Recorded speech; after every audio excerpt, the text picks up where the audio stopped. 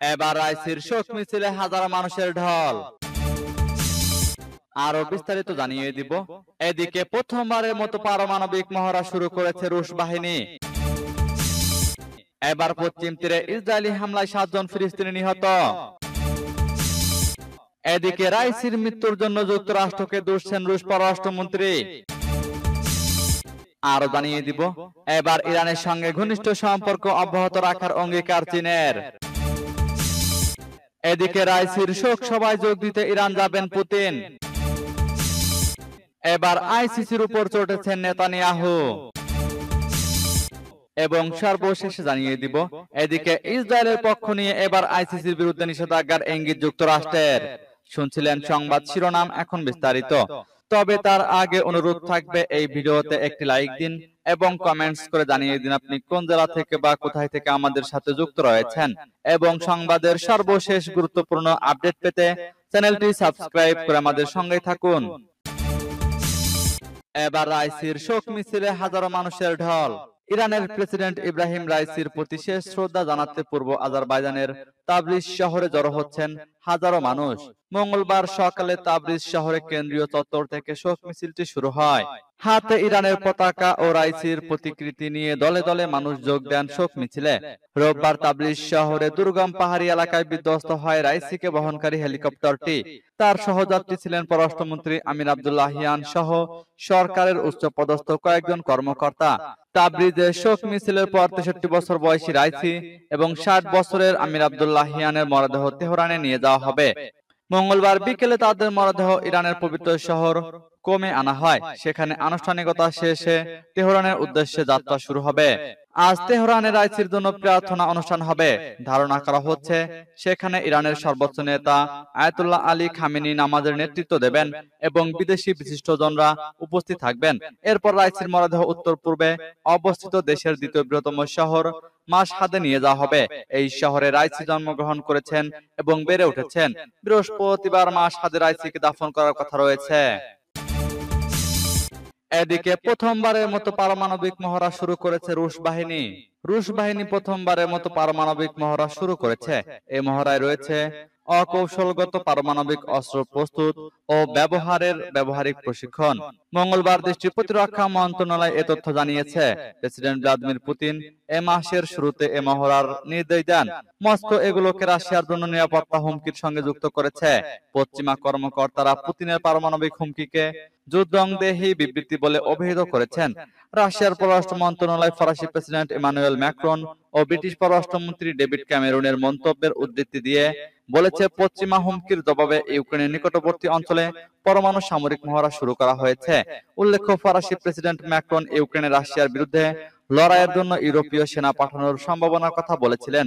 আর British পররাষ্ট্রমন্ত্রী David Cameron বলেছিলেন, রাশিয়ার অভ্যন্তরে লক্ষ্যবস্তুতে আঘাত হানার জন্য লন্ডনের সরবরাহ করা অস্ত্র ব্যবহার করার অধিকার ইউক্রেনের রয়েছে।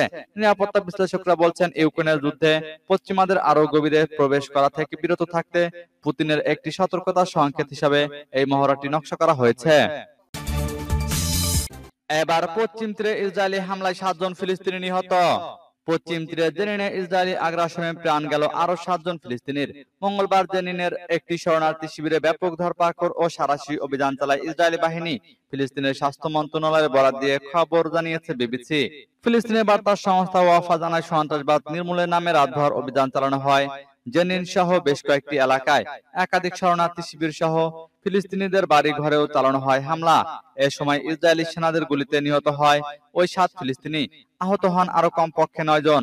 ইসরায়েলি প্রতিরক্ষা বাহিনীর দাবি, ফিলিস্তিনি সশস্ত্র গোষ্ঠীগুলোর দুর্ভেদ্য ঘাঁটি হয়ে উঠেছিল জেনিন, আর সেখান থেকে তাদের সরানোর লক্ষ্যেই মঙ্গলবার সকালে এই কাউন্টার টেররিজম অভিযান শুরু করা হয়েছে। আইডিএফ এর দাবি, প্রথমে তাদের দিকে গুলি ছুড়ে নিহতদের একজন, তারই পরিপ্রেক্ষিতে গুলি ছুড়তে বাধ্য হয় তারা। এদিকে রাইসির মৃত্যুর জন্য যুক্তরাষ্ট্রকে দোষছেন রুশ পররাষ্ট্রমন্ত্রী। ইরানের প্রেসিডেন্ট ইব্রাহিম রাইসির মৃত্যুর জন্য যুক্তরাষ্ট্রের নিষেধাজ্ঞাকে দায়ী করেছেন রুশ পররাষ্ট্রমন্ত্রী সের্গেই লাভরভ। মঙ্গলবার কাজাখস্তানে এক অনুষ্ঠানে অংশ নিয়ে তিনি এ মন্তব্য করেন। এক প্রতিবেদনে এ খবর জানিয়েছে বার্তা সংস্থা রয়টার্স। অনুষ্ঠানে রাশিয়ার পররাষ্ট্রমন্ত্রী বলেন, যুক্তরাষ্ট্রের তৈরি উড়োজাহাজের যন্ত্রাংশ সরবরাহের উপর নিষেধাজ্ঞা মানুষের জীবনকে ঝুঁকির মধ্যে ফেলেছে। তারা এটি অস্বীকার করলেও সত্য হলো, যেসব দেশের বিরুদ্ধে যুক্তরাষ্ট্র নিষেধাজ্ঞা দিয়েছে তারা খুচরা যন্ত্রাংশ পায় না। এদিকে ল্যাভরভের সুরেই কথা বলেছেন ইরানের সাবেক পররাষ্ট্রমন্ত্রী জাভেদ জারিফ। ইরানের রাষ্ট্রীয় সংবাদ মাধ্যমে দেওয়া সাক্ষাৎকারে তিনি বলেছেন, এই ট্র্যাজেডির পেছনে অন্যতম অপরাধী মার্কিন যুক্তরাষ্ট্র, কারণ তাদের নিষেধাজ্ঞার কারণে ইরান প্রয়োজনীয় যন্ত্রাংশ কিনতে পারেনি। ইরানের জনগণের বিরুদ্ধে মার্কিন এসব অপরাধের তালিকার রেকর্ড রাখা হবে। আন্তর্জাতিক বিভিন্ন গণমাধ্যম বলেছে, রাইসিকে বহনকারী বিধ্বস্ত হেলিকপ্টারটি ছিল বেল 212 মডেলের, যা যুক্তরাষ্ট্রের তৈরি। এরই মধ্যে এই বিধ্বস্তের ঘটনা নিয়ে তদন্ত শুরু করেছে ইরান সরকার। এবার ইরানের সঙ্গে ঘনিষ্ঠ সম্পর্ক অব্যাহত রাখার অঙ্গীকার চীনের। চীনের পররাষ্ট্রমন্ত্রী ওয়াং ইর মন্তব্যের বরাত দিয়ে মঙ্গলবার দেশটির রাষ্ট্রীয় গণমাধ্যম জানিয়েছেন, চীন ইরানের সঙ্গে কৌশলগত সহযোগিতা জোরদার, অভিন্ন স্বার্থ রক্ষা এবং আঞ্চলিক ও বিশ্ব শান্তির জন্য প্রচেষ্টা অব্যাহত রাখবে। মঙ্গলবার সাংহাই কোঅপারেশন অর্গানাইজেশনের পররাষ্ট্রমন্ত্রী পরিষদের এক বৈঠকে ইরানের উপপররাষ্ট্রমন্ত্রী মাহদি সাফারির সঙ্গে আলোচনায় ওয়াং ই এ মন্তব্য করেন। ওয়াং বলেন, ইরান অসাধারণ নেতাদের হারিয়েছে এবং চীন ভালো বন্ধু ও অংশীদারদের হারিয়েছে। রবিবার ইরানের প্রেসিডেন্ট ইব্রাহিম রাইসির মৃত্যুর কথা উল্লেখ করে তিনি বলেন, এই কঠিন সময়ে চীন দৃঢ়ভাবে ইরানি বন্ধুদের পাশে রয়েছে।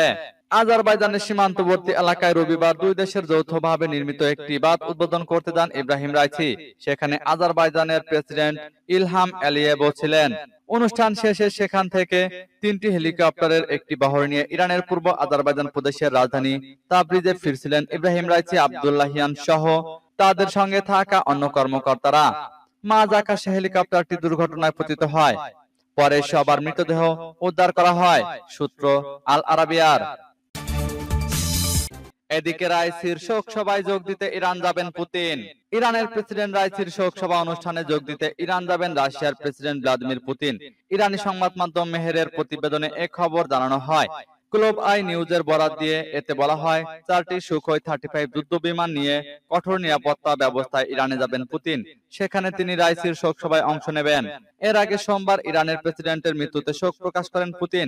শোক বার্তায় রাশিয়ার প্রেসিডেন্ট বলেন, সৈয়দ ইব্রাহিম রাইসি ছিলেন একজন অসামান্য রাজনীতিবিদ, যার পুরো জীবন মাতৃভূমির সেবায় নিবেদিত ছিল। আজারবাইজানের সীমান্তবর্তী এলাকায় গত রোববার দুই দেশের যৌথভাবে নির্মিত একটি বাঁধ উদ্বোধন করতে গিয়েছিলেন প্রেসিডেন্ট রাইসি। সেখানে আজারবাইজানের প্রেসিডেন্ট ইলহাম আলিয়েভও ছিলেন। সেখান থেকে 3টি হেলিকপ্টারের বহর নিয়ে ইরানের পূর্ব আজারবাইজান প্রদেশের রাজধানী তাবরিজে ফিরছিলেন রাইসি, পররাষ্ট্রমন্ত্রী হোসেন আমির আব্দুল্লাহিয়ান সহ অন্য কর্মকর্তারা। পথে পূর্ব আজারবাইজানের জোলফা এলাকার কাছে দুর্গম পাহাড়ে প্রেসিডেন্ট ও পররাষ্ট্রমন্ত্রীকে বহনকারী বেল 212 মডেলের হেলিকপ্টারটি বিধ্বস্ত হয়। এবার আইসিসির উপর চটেছেন নেতানিয়াহু। আন্তর্জাতিক অপরাধ আদালত যুদ্ধ অপরাধের অভিযোগে ইসরায়েলের প্রধানমন্ত্রী বেনিয়ামিন নেতানিয়াহুর বিরুদ্ধে গ্রেপ্তারি পরোয়ানা জারির আবেদন করেছে। আইসিসির এমন উদ্যোগের তীব্র নিন্দা জানিয়েছেন নেতানিয়াহু। সোমবার গণতান্ত্রিক ইসরায়েলকে গণহত্যাকারী হামাসের সঙ্গে তুলনা করায় ক্ষুব্ধ প্রতিক্রিয়া জানিয়েছেন তিনি। হামাস নেতা ইয়াহিয়া সিনওয়ারের বিরুদ্ধেও গ্রেপ্তারি পরোয়ানা জারির আবেদন করেছেন আইসিসির কৌশলী করিম খান, আর তা নিয়েই খেপেছেন নেতানিয়াহু। নেতানিয়াহু বলেছেন, তিনি ঘৃণার সঙ্গে এমন প্রস্তাব প্রত্যাখ্যান করেছেন। এর আগে সোমবার একই ধরনের কথা বলেছেনও মার্কিন প্রেসিডেন্ট জো বাইডেন। তিনি বলেছেন, হামাসের সঙ্গে ইসরায়েলের তুলনা চলে না। আইসিসির প্রধান করিম খান বলেছেন, নেতানিয়াহু ও তার প্রতিরক্ষা মন্ত্রী ইয়োব গ্যালান্ট গাজায় যুদ্ধ অপরাধ ও মানবতার বিরুদ্ধে অপরাধের দায়ভার বহন করেছেন। মার্কিন পররাষ্ট্রমন্ত্রী অ্যান্টনি ব্লিংকেন বলেছেন, গ্রেপ্তারি পরোয়ানা জারির উদ্যোগ যুদ্ধবিরতি চুক্তিতে পৌঁছানোর চলমান প্রচেষ্টাকে বিপন্ন করবে। 2002 সালে প্রতিষ্ঠিত আইসিসির সদস্য রাষ্ট্র নয় যুক্তরাষ্ট্র ও ইসরায়েল। এদিকে ফিলিস্তিনের অবরুদ্ধ গাজা উপত্যকায় ইসরায়েল গণহত্যা চালাচ্ছে না, এমন দাবি করেছেন মার্কিন প্রেসিডেন্ট জো বাইডেন। এদিকে ইসরায়েলের পক্ষ নিয়ে এবার আইসিসির বিরুদ্ধে নিষেধাজ্ঞার ইঙ্গিত যুক্তরাষ্ট্রের। মার্কিন পররাষ্ট্রমন্ত্রী অ্যান্টনি ব্লিংকেন বলেছেন, আন্তর্জাতিক অপরাধ আদালতের বিরুদ্ধে নিষেধাজ্ঞা জারির জন্য তিনি দলমত নির্বিশেষ মার্কিন আইন প্রণেতাদের সঙ্গে কাজ করবেন। আইসিসির প্রধান কৌশলী আদালতটিতে জ্যেষ্ঠ ইসরায়েলি কর্মকর্তাদের বিরুদ্ধে গ্রেপ্তারি পরোয়ানা জারির আবেদন করার পর মার্কিন পররাষ্ট্রমন্ত্রী একথা বলেছেন। মঙ্গলবার কংগ্রেসের এক শুনানিতে ব্লিংকেন বলেন, অন্তত একরোখা এ সিদ্ধান্তের বিরুদ্ধে পদক্ষেপ নিতে তিনি বদ্ধপরিকর। রিপাবলিকানরা যখন আইসিসির কর্মকর্তাদের উপর নিষেধাজ্ঞা আরোপের উদ্যোগ নিচ্ছে, তখনই এমন মন্তব্য করলেন ব্লিংকেন। আইসিসির উপর নিষেধাজ্ঞা আরোপের প্রস্তাবটির বিষয়ে শিগগিরই ভোটাভুটি হতে পারে। গত সোমবার আইসিসির প্রধান কৌশলী করিম খান ইসরায়েলের প্রধানমন্ত্রী বেনিয়ামিন নেতানিয়াহু এবং প্রতিরক্ষা মন্ত্রী ইয়োব গ্যালান্টের বিরুদ্ধে গ্রেপ্তারি পরোয়ানা জারির আবেদন করেছেন। ফিলিস্তিনের স্বাধীনতাকামী সংগঠন হামাসের 3 নেতার বিরুদ্ধেও পরোয়ানা জারির আবেদন করেছেন তিনি।